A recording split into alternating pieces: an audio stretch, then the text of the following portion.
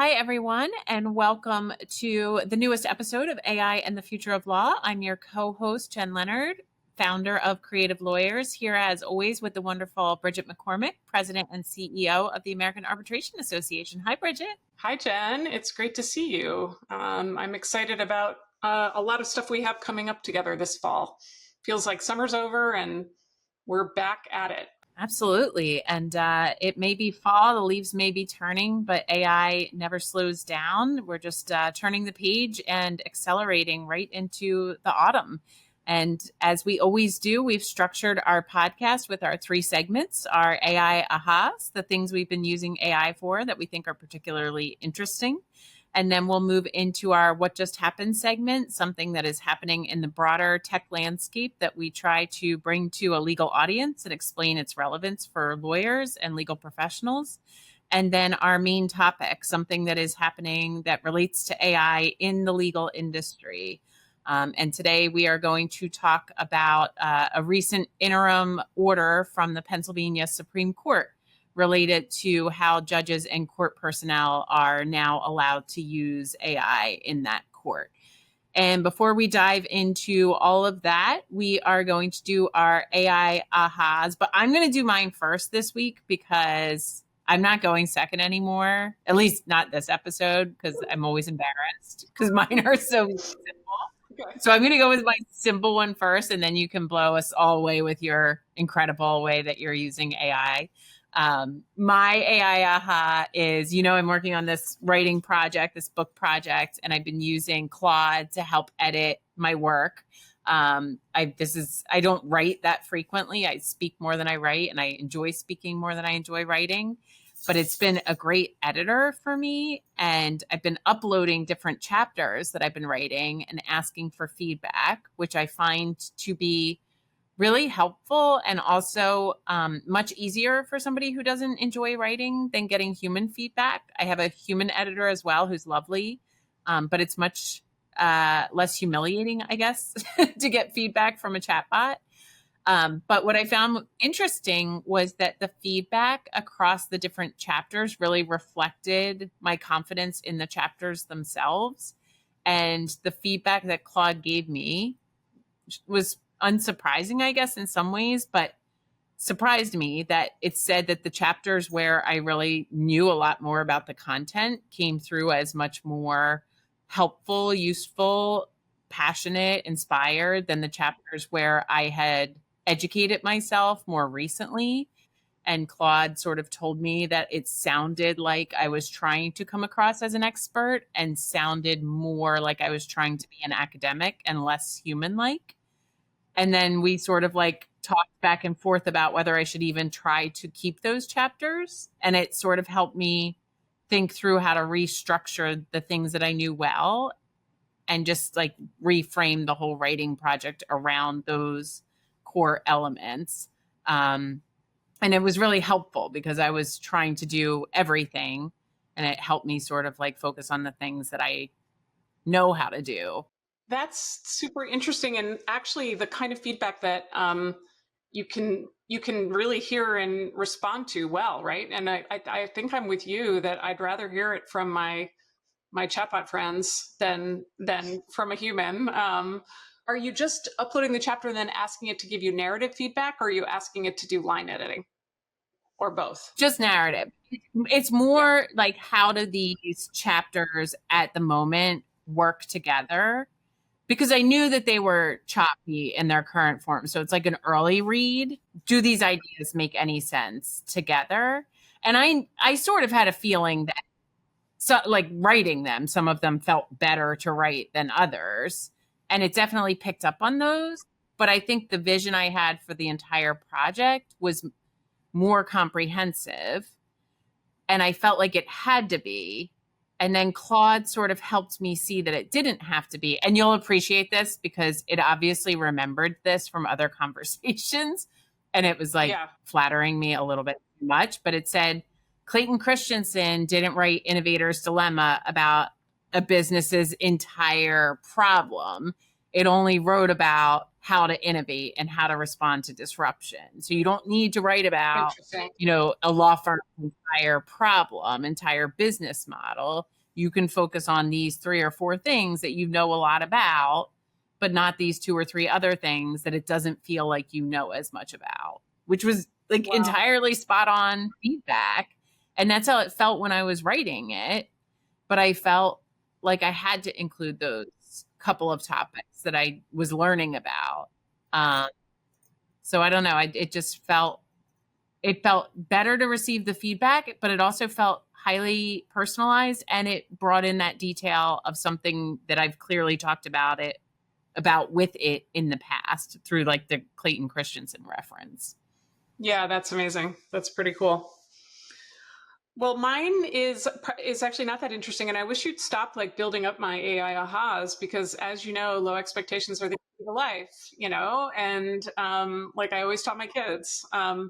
And so I don't think mine is that impressive at all. But as you know, I often, regularly, I will ask the same questions to the 3 that I use all the time: Claude and Gemini and ChatGPT.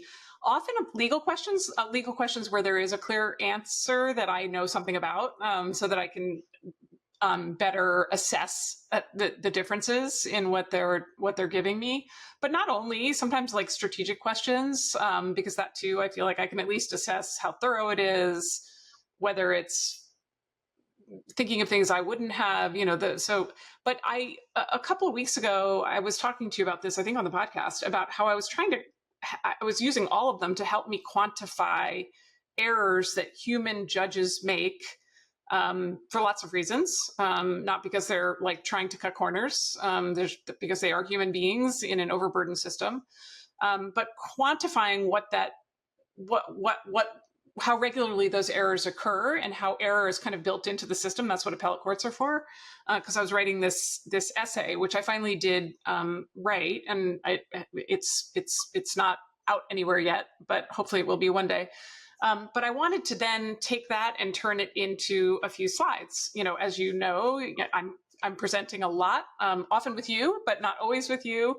And we are at the AAA. We're building this AI native arbitrator, and the question about hallucinations, which is actually one that there's a really good technological answer to in our case, because you're able to, as you know, train a model, train your model on a closed set of information, and you can actually reduce or get rid of hallucinations.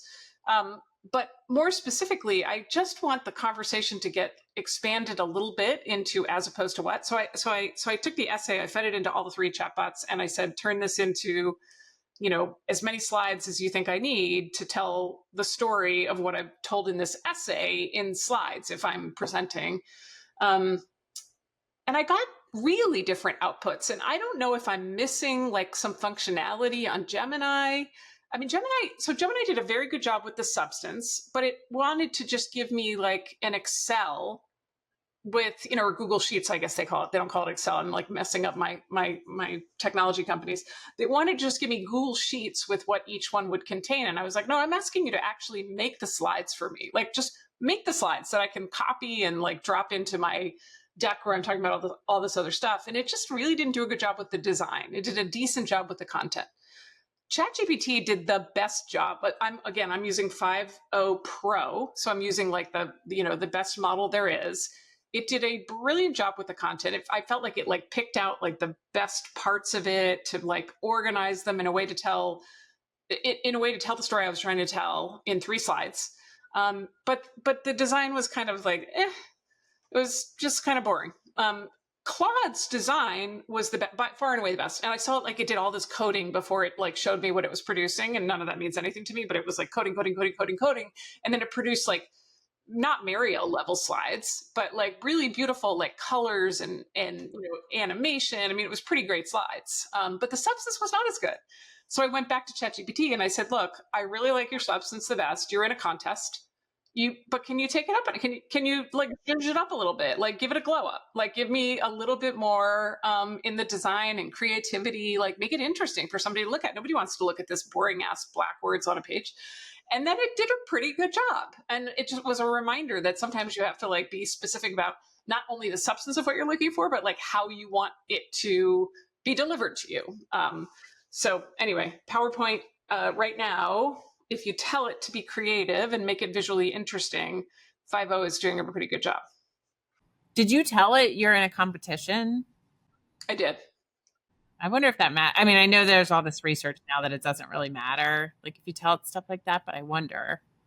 And that's what the research says. I just, but it always still like acts like it cares. So I don't know. And I don't think, I mean, I still don't think we really understand how they all work. So I try everything. All right, let's move to what just happened.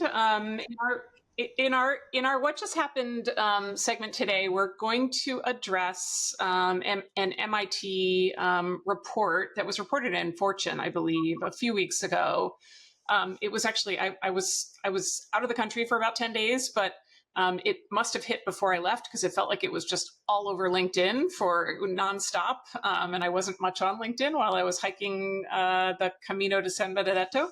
But I saw like a gazillion posts about it, and the headline was that MIT did this survey over the course of about 6 months on 300 or over 300 AI initiatives that different businesses were, or organizations, I guess I should say, were running pilots. They did interviews with representatives from the organizations, and they did surveys.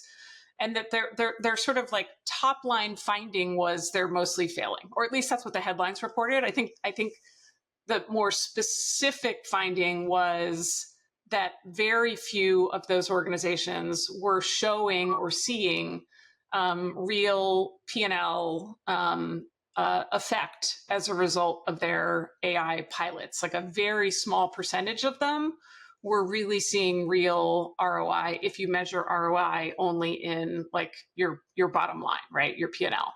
And they all also reported high adoption rates. Like people are using it. People are using ChatGPT, they're using Copilot, but they just weren't seeing the improvements across their organizations in a way that they were seeing a difference in their bottom line, in their revenue. And there's a lot of, there was a lot, if you went and actually read the report and not just the headlines or the people talking about it on LinkedIn, there was a lot more detail actually about what they really found and what they didn't, and where the gaps come from, and who was finding a way to actually get real value out of their experiments. There was lots of like pushback and critiques of the study itself, like who was actually interviewed, how scientific it really was, what to make of it. But it does feel like to me, we have a point maybe, kind of late every summer where there's this like one article. Last summer it was a Wall Street Journal piece where the report is like, it's not really happening. AI is, kind of failing, and, the bubble's about to burst. And that's what this kind of felt like to me, at least the swirl around it. I don't think I want to put that on the MIT researchers. I don't think that's fair. I think they just reported what they found. But that was the swirl around it, which was then belied by the Oracle earnings report, which was like mind-bending. But I'm curious what you thought of it, what you thought of the swirl around it, and how or whether it resonates with what you're seeing. You're working regularly with all kinds of legal organizations that are running pilots at this point. Some of those pilots that you helped them design, I think, and others that they've designed on their own. And tell me what your reactions were to the report, the swirl around the report, and how it aligns with what you're seeing in the market. Yeah, I mean, the underlying discussion in the report really resonated with me with what we see on the ground. The headline takeaway is what was the disconnect of if the takeaway is 95% of pilots are failing and therefore AI is all overhyped and we should just abandon all efforts to integrate AI in our organizations, that's the part that's getting all the attention and the part with which I would disagree. When you dig into the report and it starts talking about the high levels of adoption, particularly of things like ChatGPT or Copilot, that's definitely what we see on the ground. I was just doing a retreat the other day where I asked a room full of lawyers how many people are using ChatGPT on a daily basis, and almost everybody's hands went up, which is very different from even in the spring. So the adoption is way up. People are not seeing, people meaning law firms, corporate legal departments, ROI in terms of, growth in revenue, savings to their bottom line yet. But I think that makes complete sense because, we've followed Ethan Malick's work or other people's work. I know Andrej Karpathy, in that great presentation he did early in the summer, talks about how unusual this technology is in the directional way it reached us, that most advanced technologies reach us because they're first developed at a really high level at the government, like somewhere like NASA, and then they're deployed in corporate environments, and then they reach individuals. And this has been deployed in the exact opposite direction, from individuals and then possibly up through corporations and then maybe through the government and geopolitically. So it's not surprising to me that we're all experimenting with them at the role level, and then we'll figure out what it means for our organizations.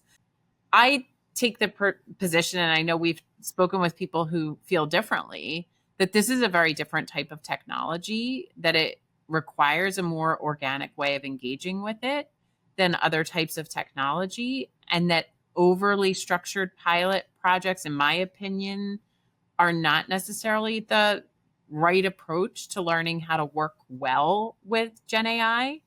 I like to just experiment and tinker with it. And if I were asked to adhere to like a specific rubric, I would probably ignore that and just go off and surf on my own and figure out how to use it however I wanted. And I think that's probably more of what is reflected in the report, is people going off grid and using the tech in ways that make sense to them.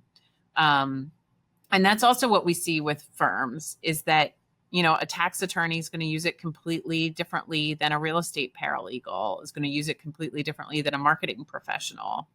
So it's going to take a lot of time for that to shake out and to start making sense at an organizational level. But that doesn't mean that the transformation is not happening, if that makes sense. Does that align with how you think about the transition underway? Yeah, it does. As you know, like my teams have all been building all kinds of workflow improvements, new products, new services with the technology. And we have a bit of a, let's try it all approach, in large part because we can learn by trying. We can learn what the technology can do and what it can't do just by trying to build some of the good ideas that people have, and also because people across the business who sit in different seats have a better sense of how the technology might, make a difference for their workflows. Like, I'm just not going to know how, the finance team might get benefit from it, or how the marketing team, can improve what they do or their reach with it. They can, but I can't. But I've said this before. Like, we've had a few things we've built that really didn't work out, and for sometimes for the jagged edge problem, the technology just wasn't going to work for that particular use case. Sometimes it was more work to put the solution together than the parties appreciated. For it just didn't really produce something that people wanted. And then other use cases that were wildly successful. I haven't translated all of them into P&L success, because that's not how we're thinking about it. We're thinking that we need to learn all the ways in which we can do what we do better and serve more people with the technology. And we do put some, measurements around some of what we're seeing, because I think it's useful to be able to talk about it that way. How much time is saved when you give people a faster, more accurate way to produce a timeline across a set of pleadings, for example, or the case managers can use the arbitrator search tool with natural language instead of trying to manipulate the old school system. But I think there's a lot of what we're building that will show up in success rates. Whatever, I define that a little more broadly than just P&L, but we're a nonprofit with a mission that we serve. But it's going to be a while before we can disaggregate all the different things going on and figure out where to credit the technology versus the people empowered by the technology, or both, I think.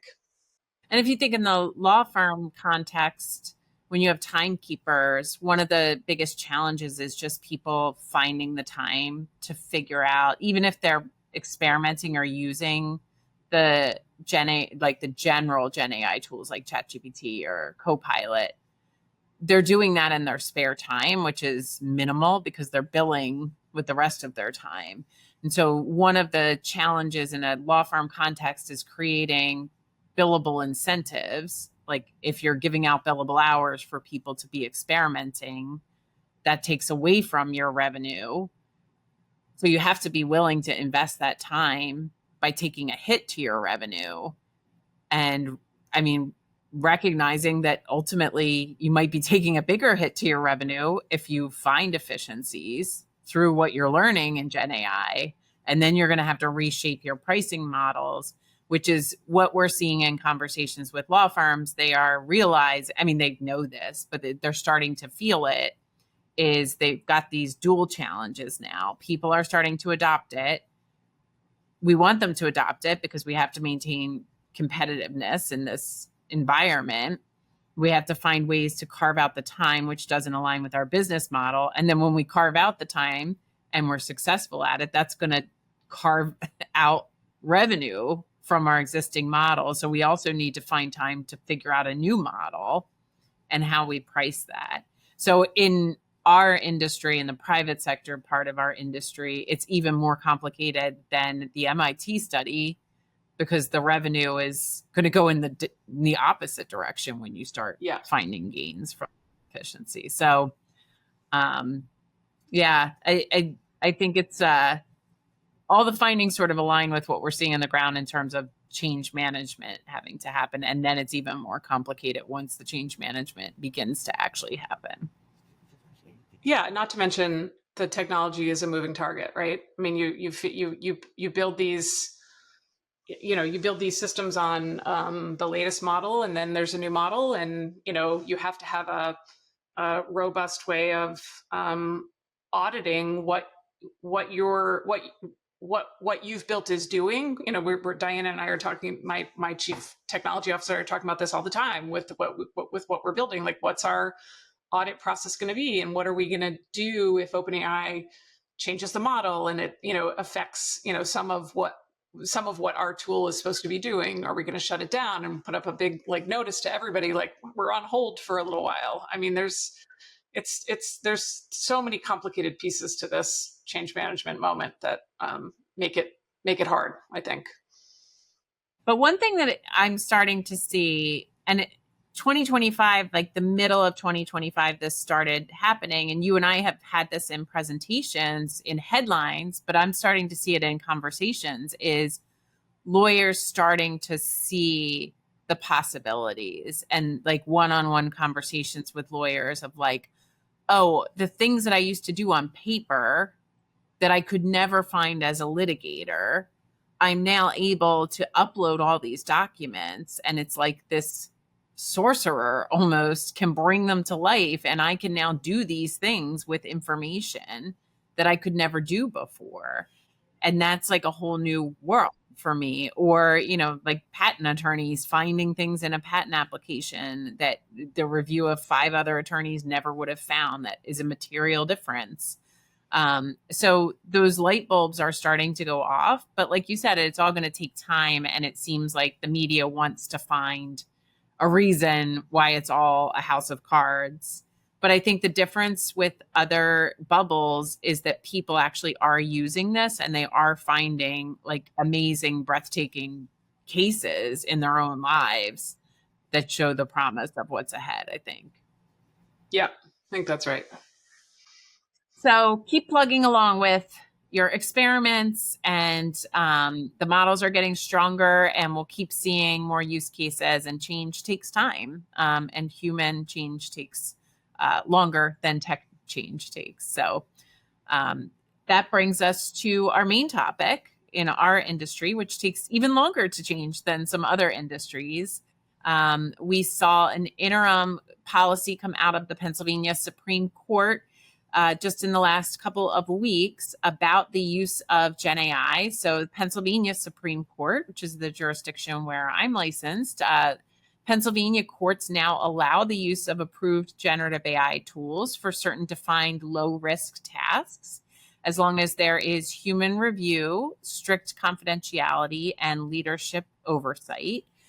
We're not going to go into a deep dive as to the exact specifics of the policy, but essentially, with an approved tool under this interim policy, judges and court personnel can use Gen AI in certain cases to summarize documents, do preliminary legal research, as long as the LLMs are trained on comprehensive, up-to-date, reputable legal authorities, draft initial versions of some types of communications or memoranda, edit or assess readability of public documents, and in some cases provide chatbots or similar services to the public and self-represented litigants. And all of this with the caveat that no non-public information can be shared with non-secured systems, and everything has to be reviewed by humans. And it has all sorts of safeguards in the policy, and you can go read it online if you're interested in more detail. But we really wanted to open up a conversation about state court judges,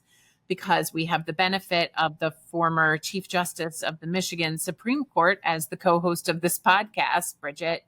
And I've heard from a few state court judges who listen to our podcast who have been experimenting with large language models just on their own and have been really fascinated by their capabilities and are self-educating.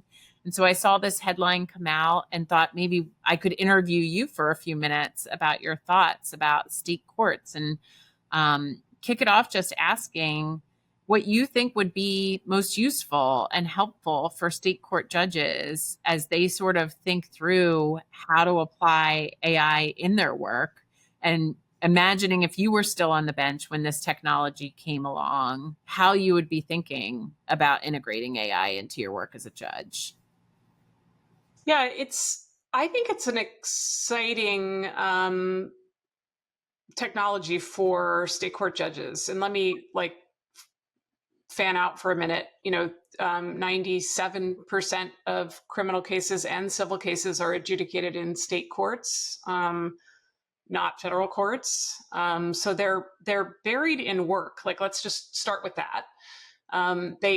They don't usually have the funding and support, and therefore the staffing and the help that federal judges have.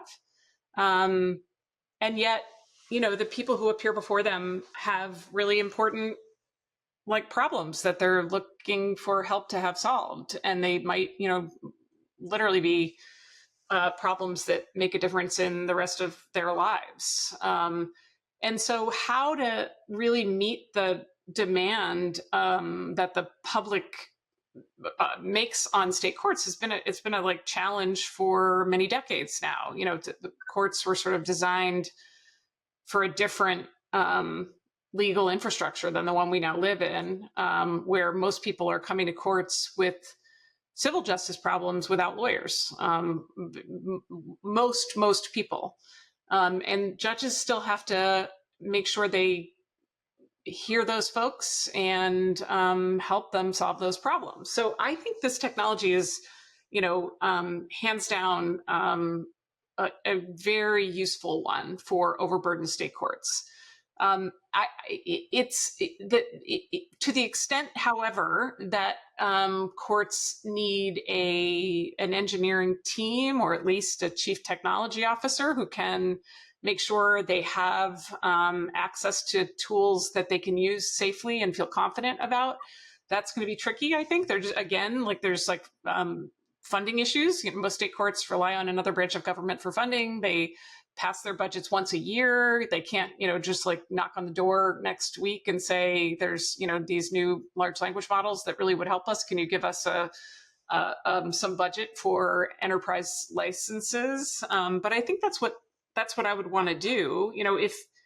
If resources were not an option, I think you want to get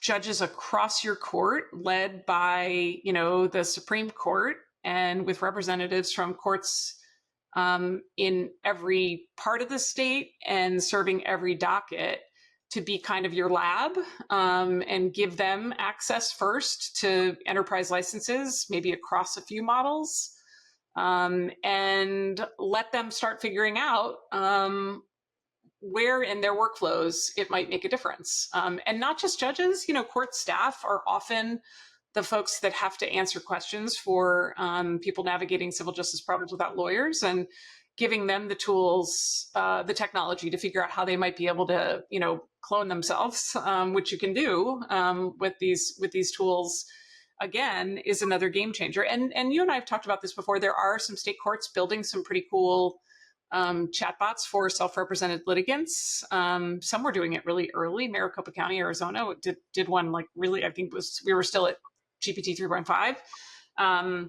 But many state courts have done that now, and those are turning out to be excellent tools for state courts.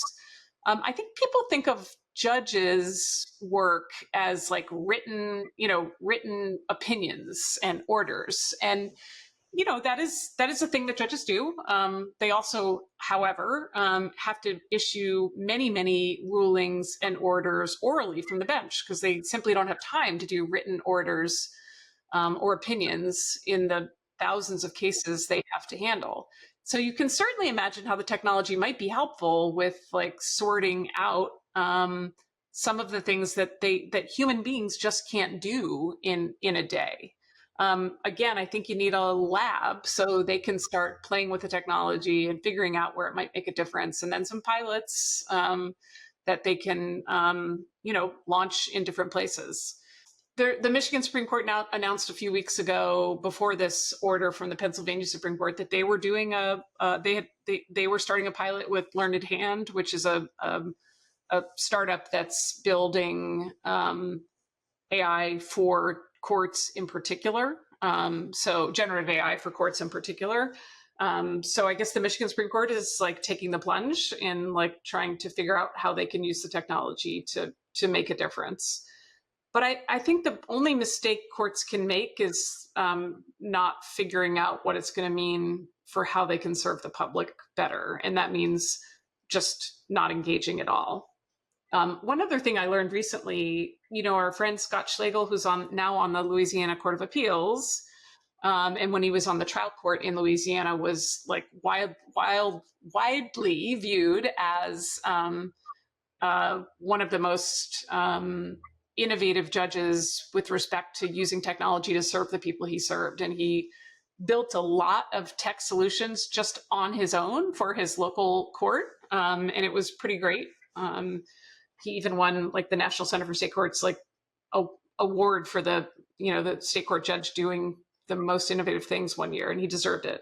He's recently drafted also sort of a set of kind of, I wouldn't call them rules, because he's not somebody who can issue rules to judges, guidelines for judges who want to figure out how to use this technology to produce better results. So that's exciting too. I think we're seeing things bubbling up that courts are trying to figure out how this can be useful, and that's great, because I think the sky's the limit there.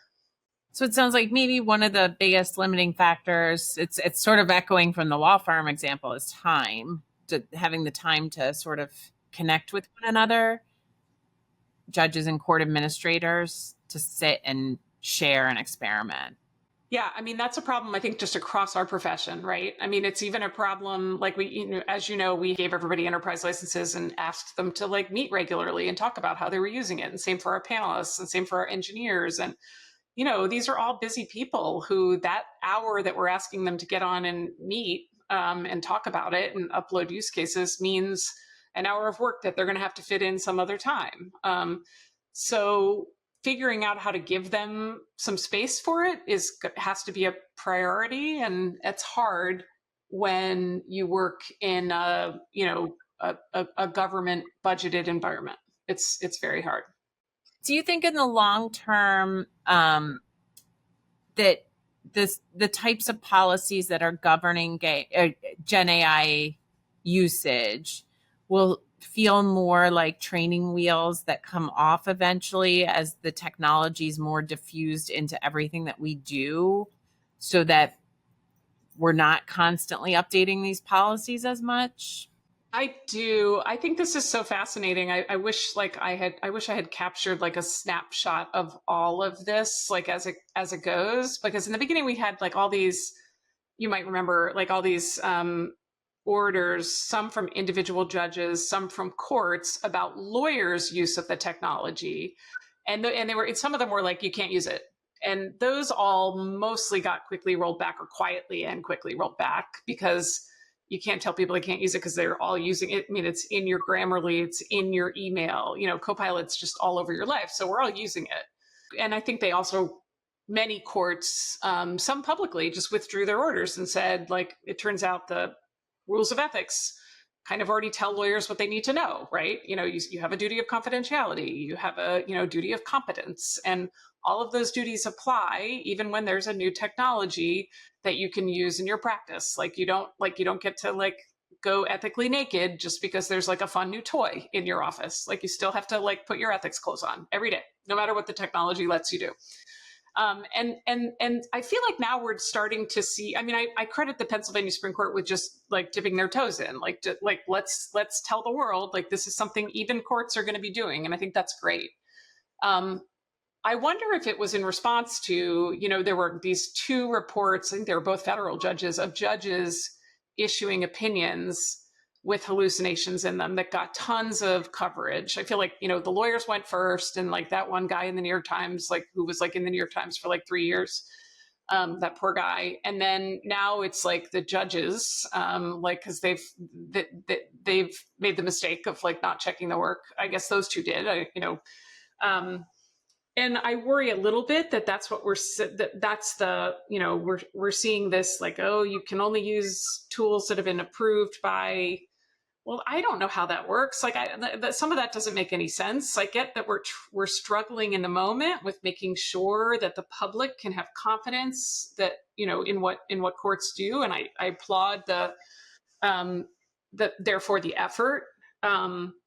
But I do think it's just a snapshot in a moment in time. And probably 6 months from now, a year from now, 2 years from now, we'll look back on interim guidance like this and think like, oh, we had no idea, like, that we were just in this liminal period between, the before times and the after times, when, generative AI is just kind of built into all of our workflows. And we still carry our same ethical duties, and judges have those too, and they don't change, again, because you have new technology.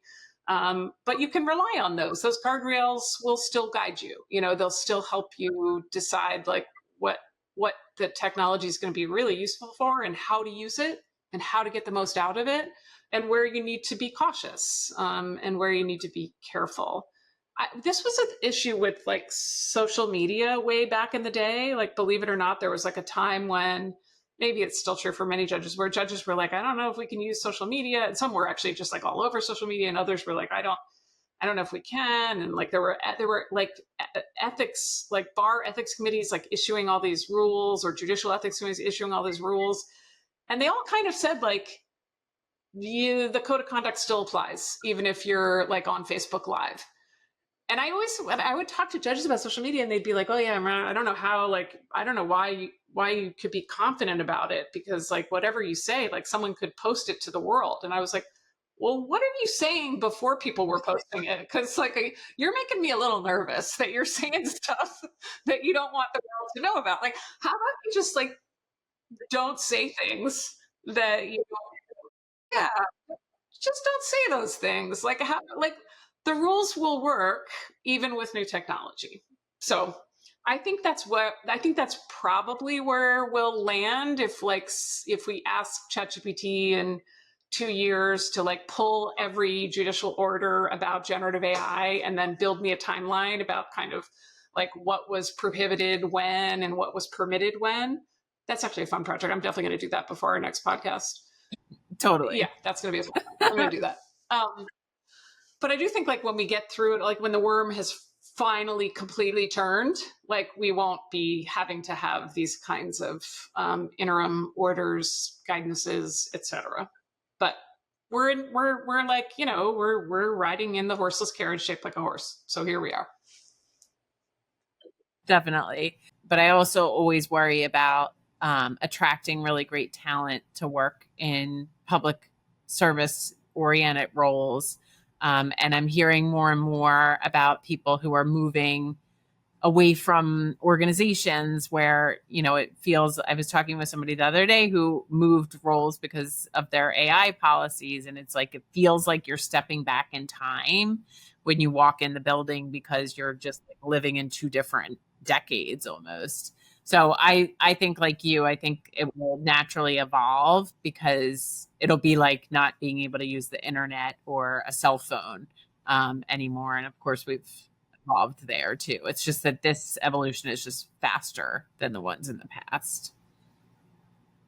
Yeah, and I think bigger, right? Because it's not, I mean, as we've talked about many times, it's not really just an email upgrade or a cloud. It's really not just a new technology, it's a general purpose technology. So Well, thank you so much for sharing your thoughts, Bridget. Definitely more to come. Not the last time we will talk about state courts and generative AI because there is so much opportunity here to think in new ways and expand access to legal services. I just have to say, and maybe we could talk about this on a future episode. This is not based in reality, but have you read the new novel Culpability yet? no, do I need to? Should I? I think you should. It's a fun one. It's a quick read, but it's being like pitched as the first AI novel, which obviously it's not. Oh, It yeah. involves a family of 5 who are involved in a fatal car collision, and they are driving in a car that has an automated AI, like a driverless AI system.